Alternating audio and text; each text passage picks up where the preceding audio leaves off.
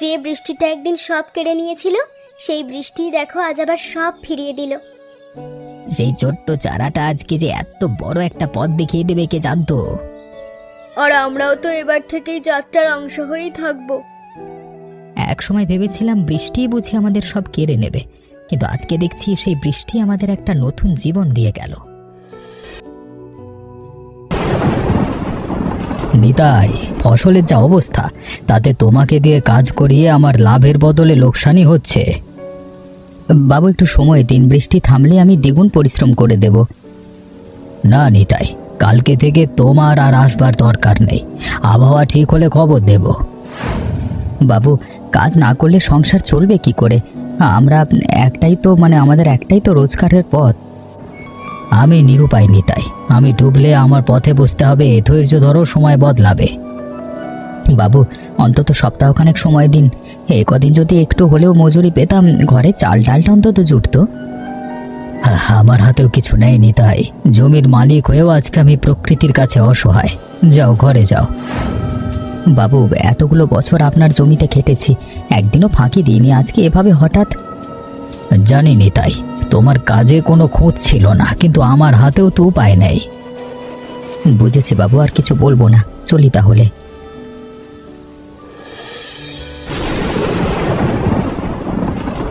এত ভিজে গেছো কেন? তাড়াতাড়ি কাপড়টা বদলাও তো। সুরভি, জমিদার বাবু কালকে থেকে আর কাজে যেতে বারণ করে দিয়েছেন। সে কি, এখন সংসার চলবে কি করে? জানি না সুরভি, মাথা কাজ করছে না, বৃষ্টির জন্য ফসল নষ্ট, তাই আমাকে আর দরকার নেই। সুরভি, আমি জানি না আগামীকাল থেকে কি হবে, এই প্রথম মনে হচ্ছে আমি তোমার জন্য কিছুই করতে পারছি না। এভাবে বলো না, তুমি সৎভাবে পরিশ্রম করেছো, এটাই তো আসল কথা। পথ ঠিক বেরোবে দেখো। কিন্তু সুরভি, পেট তো আর ভরসায় ভরবে না, কিন্তু কিছু একটা তো করতেই হবে হাতে হাতে। হ্যাঁ, তাই তো বলছি, বসে থাকলে চলবে না, কাল সকাল থেকে আমাদের কিছু একটা করতে হবে।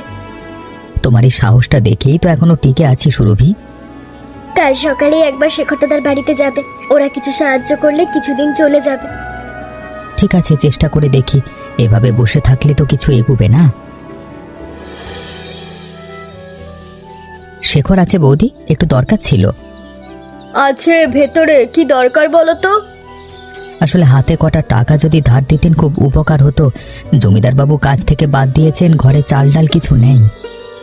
আমাদেরও তো হাত টানাটানির সংসার, এই বর্ষায় সবার তো একই অবস্থা।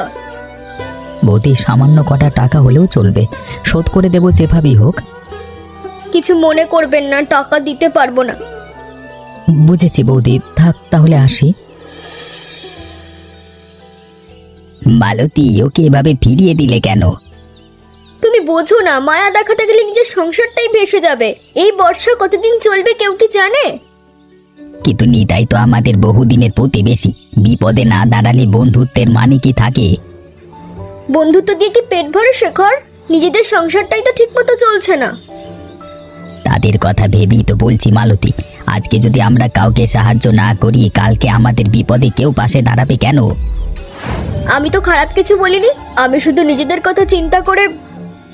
তুমি ভুলে যাচ্ছ মালতী, বছর 3 আগে আমার বাবা যখন অসুস্থ হয়ে পড়েছিলেন, নিতাই কিন্তু রাতভর জেগে হাসপাতালের দরজায় দাঁড়িয়েছিল।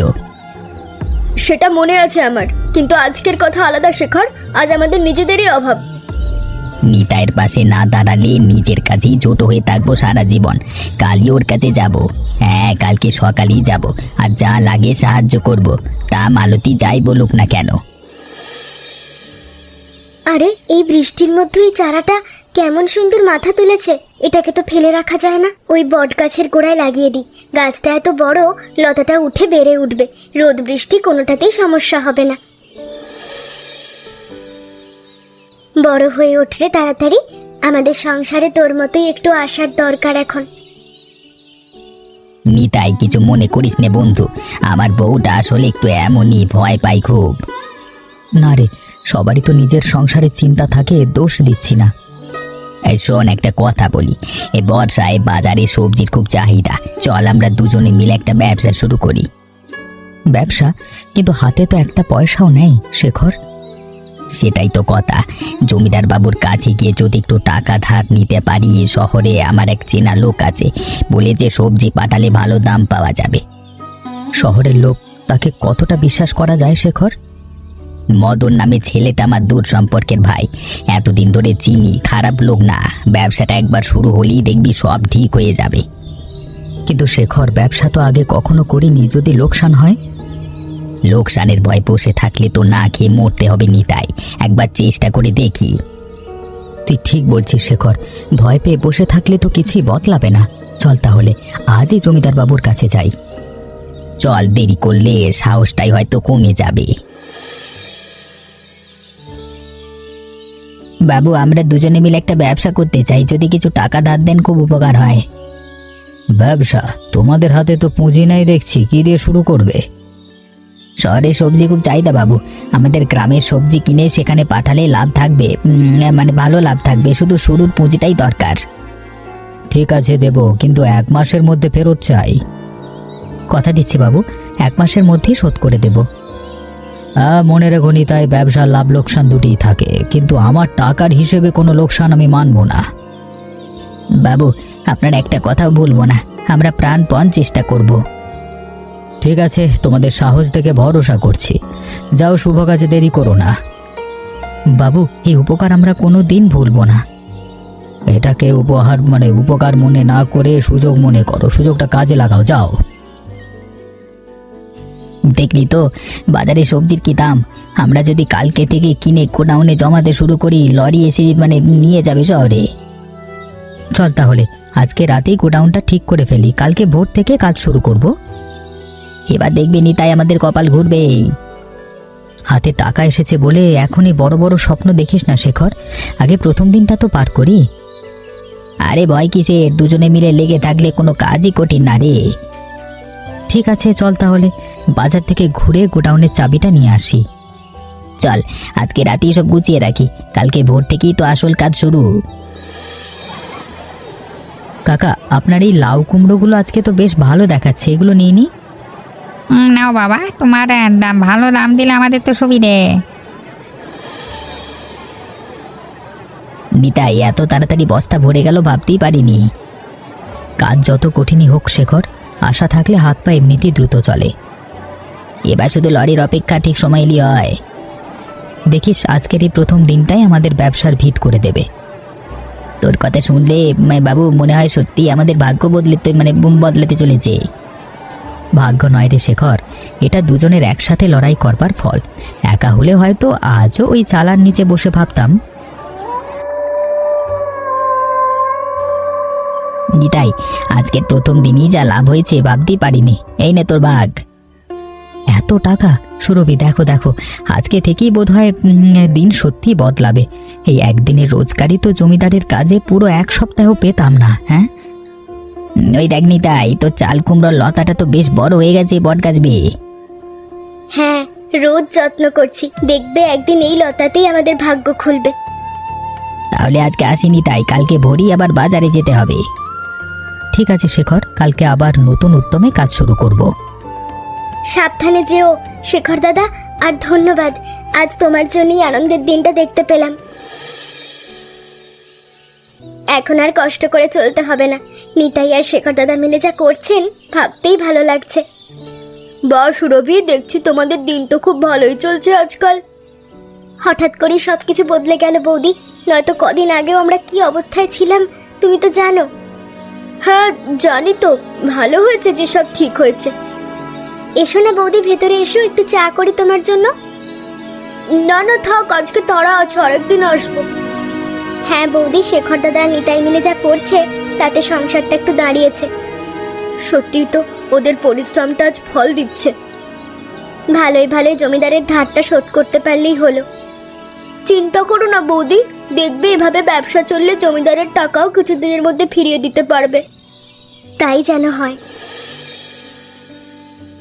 নিতাই, কি অবস্থা? বাজারে তো সবজি নেই বলা চলে। এই তো সেদিনও বাজারে সবজিতে ভরা ছিল, আজকে পুরো ফাঁকা। নতুন সবজি উঠতে তো অন্তত 1 মাস লেগে যাবে, এই 1 মাস আমরা কি করব? আশেপাশের সব গ্রামেই তো একই অবস্থা শুনছি। এত কষ্টে শুরু করা ব্যবসাটা কি তবে এখানেই থেমে যাবে? না শেখর, এত সহজে হাল ছাড়বো না। ভাবতে দে, ভাবতে দে, আমাকে ভাবতে দে। 7 দিনে যে স্বপ্নটা দেখতে শুরু করেছিলাম সেটা কি হবে? ভেঙে যাবে। এখনই হাল ছাড়িস না বন্ধু, চল আগে বাড়ি ফিরে যাই। মাথা ঠান্ডা রাখলে হয়তো কোনো পথ চোখে পড়বে। আর জমিদার বাবুর টাকা শোধের দিনও তো ঘনিয়ে আসছে, এভাবে চললে তো। কিন্তু হাতে তো সময় বেশি নেয়নি, তাই জমিদার বাবু কথার খেলাপ সহ্য করবেন না। সুরভি, দেখো কি কাণ্ড। হুমা, এত কুমড়ো তো একসাথে খেয়ে শেষ করাই যাবে না। নিতা, এই চাল কুমড়োই তো এখন আমাদের অস্ত্র হতে পারে। বাজারে সবজির আকাল, আর আমাদের হাতে এত কুমড়ো। দেখ শেখর, একটা একটা চাল কুমড়ো কি ভারী। এগুলো বাজারে নিয়ে গেলে ভালোই দাম পাবো মনে হচ্ছে। সুরভি, তোমার লাগানো এই ছোট্ট চারাটাই তাহলে আজকে আমাদের বাঁচাতে চলেছে। বলেছিলাম না, ছোট্ট আশাও একদিন বড় হয়ে ফিরে আসে। সুরভি বৌদি, আজকে থেকে তোমাকে আমাদের ব্যবসার গোপন অংশীদার বলা যায়। সাবধানে পারো, লতাটার কোনো ক্ষতি না হয়। এই লতাই তো আমাদের আসল সম্পদ এখন। ঠিক বলেছ, এই লতাটাকে তো এবার থেকে বেশি করে যত্ন করতে হবে। কে জানতো এই ছোট্ট চারাটাই একদিন আমাদের এভাবে বাঁচাবে। এত এত চাল কুমড়ো দেখে তো মনে হচ্ছে পুরো বাজারের অভাব আমরা একাই মেটাতে পারবো নি। তাই আজকের প্রথম চালনেই তো প্রথম 40টা চাল কুমড়ো হয়ে যাচ্ছে। বাকিগুলো না হয় কালকের জন্য রাখি।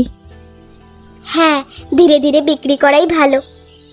নিতাই, শহরে মদনদাকে খবর দিয়েছি, আজই লরি নিয়ে আসবে বলল। ভালো করেছিস, মদনদা তো একদিন ঠিকঠাকই মাল নিয়ে গেছে, ভালো দামও দিয়েছে। হ্যাঁ, লোকটা বেশ বিশ্বস্ত, কথা দিলে কথা ঠিক রাখে। সেটাই তো আসল কথা শেখর, বিশ্বাসের ওপরই তো ব্যবসাটা দাঁড়িয়ে আছে। আর এবার তো হাতে এত মাল, দেখি শহরে গিয়ে কেমন সাড়া পাই। চল, দেরি করলে লরি এসে বসে থাকবে, তাড়াতাড়ি গোডাউনে পৌঁছাই। নিতাই ভাই, এবারে চাল কুমড়োগুলো তো দারুণ হয়েছে।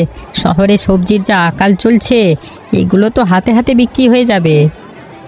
তাই যেন হয় মদনদা, এই কুমড়োগুলি তো এখন আমাদের সব ভরসা। হ্যাঁ, মোট 110 কেজি হলো। আজকের বাজার দর অনুযায়ী দামটাও বেশ ভালোই পাবেন দেখবেন। বাহ, হিসেবটা একদম ঠিকঠাক মিলে গেল। হ্যাঁ, আপনার সাথে কাজ করে সত্যি শান্তি পাই মদনদা। আপনাদের সততা দেখি তো আমি সৎভাবে কাজ করবার সাহস পাই ভাই। চলুন এবার লরিতে তুলে ফেলি সব।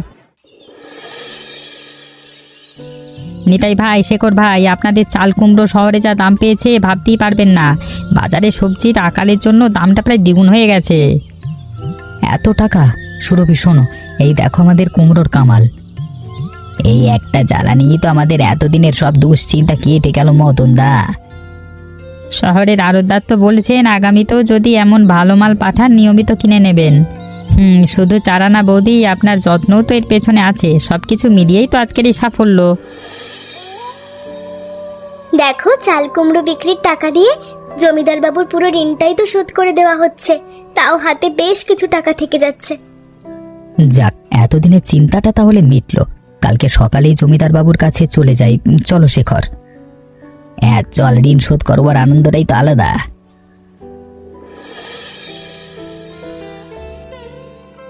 বাবু, এই নিন আপনার টাকা, পুরোটাই সুদ সমেত ফেরত দিতে এসেছি। বাহ, সময়ের আগে শোধ করে দিলে। ব্যবসাটা তাহলে সত্যি ভালো চলছে দেখছি। হ্যাঁ বাবু, আপনার দেওয়া সুযোগটা আমরা কাজে লাগাতে পেরেছি। তোমাদের পরিশ্রম আর সততা দেখে সত্যি খুশি হলাম। এমন মানুষ হাতে গোনা। শোনো, চাইলে আমার কিছু পতিত জমিও তোমাদের ব্যবসার জন্য ব্যবহার করতে পারো। লাভের একটা অংশ দিলেই হবে। সে তো আমাদের জন্য আরো বড় সুযোগ বাবু, ভেবে দেখবো আর কিভাবে এগোনো যায়। বাবু, আমরা চাইলে গ্রামের আরো কয়েকজনকেও তো এই ব্যবসায় যোগ করতে পারি, সবারই তো উপকার হবে। বাহ, এই তো ভালো চিন্তা। একা বড় হওয়ার চেয়ে সবাইকে নিয়ে এগুনোই তো আসল বুদ্ধিমানের কাজ। সুরভি, তোমাদের এত বড় সাফল্যে আজ না এসে থাকতে পারলাম না। আরে বৌদি, এসো এসো, ভেতরে এসো। সেদিন যখন তোমার স্বামীকে সাহায্য করতে পারিনি, মনটা খচখচ করছিল। আজ তোমাদের এই সাফল্য সত্যিই ভালো লাগছে। সেসব নিয়ে আর ভেবো না বৌদি, তুমি নিজের সংসারের কথা ভেবেছিলে, এটা তো দোষের কিছু না। তোমার এই মনটাই তো আমাদের এত ভালো করেছে সুরভি। এবার থেকে আমিও তোমাদের পাশে থাকতে চাই। খুব ভালো লাগলো শুনে বৌদি। চলো ভেতরে বসে চা খেতে খেতে গল্প করি। বাহ, তোমাদের দুজনকে এভাবে গল্প করতে দেখে মনটাই ভরে গেল। শেখর, আমি ভাবছিলাম চাইলে আমিও তো তোমাদের হিসেবপত্র একটু সাহায্য করতে পারি। সেটা তো দারুণ কথা মালতী, তোমার হিসেবের মাথা তো বরাবরই আমার চেয়ে ভালো। তাহলে কাল থেকে শুরু করি, দুজনে মিলে ব্যবসাটা আরো গুছিয়ে করা যাবে। এই তো, এখন থেকে সবাই মিলেমিশে কাজ করলে সাফল্যটা আরো বড় হবে। দেখো নিতাই ভাই, আমরাও কি তোমার সাথে ব্যবসায় নামতে পারি?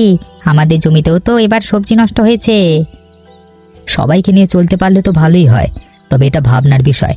একা দুজনের হিসেব আর অনেকের হিসেব তো এক নয়।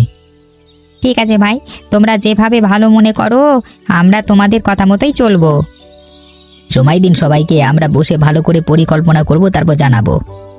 ঠিক আছে ভাই, তোমাদের উপর আমাদের ভরসা আছে।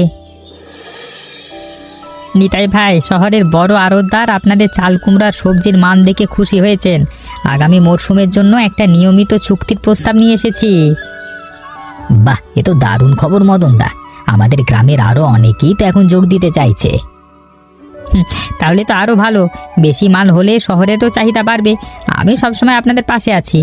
আর নিতাই ভাই, শহরের আড়তদার বলেছেন চাইলে গ্রামের অন্য চাষিদের সবজিও আপনাদের মাধ্যমে কিনতে রাজি আছেন। ধন্যবাদ মদন দা। চলুন বসে ভালো করে সব শর্ত বুঝে নি, তারপর গ্রামবাসীদের নিয়ে পরিকল্পনা করি। দেখলে তো, একটা ছোট্ট চারাই কিভাবে গোটা গ্রামের ভাগ্য বদলে দিতে পারে। হ্যাঁ সুরভি, তবে এই যাত্রা তো সবে শুরু। সামনে আরো অনেকটা পথ বাকি, আরো অনেক গ্রামবাসীকে নিয়ে এগোতে হবে। যে বৃষ্টিটা একদিন সব কেড়ে নিয়েছিল, সেই বৃষ্টি দেখো আজ আবার সব ফিরিয়ে দিল। সেই ছোট্ট চারাটা আজকে যে এত বড় একটা পথ দেখিয়ে দেবে কে জানতো। আর আমরাও তো এবার থেকেই যাত্রার অংশ হয়েই থাকবো। এক সময় ভেবেছিলাম বৃষ্টি বুঝি আমাদের সব কেড়ে নেবে, কিন্তু আজকে দেখছি সেই বৃষ্টি আমাদের একটা নতুন জীবন দিয়ে গেল।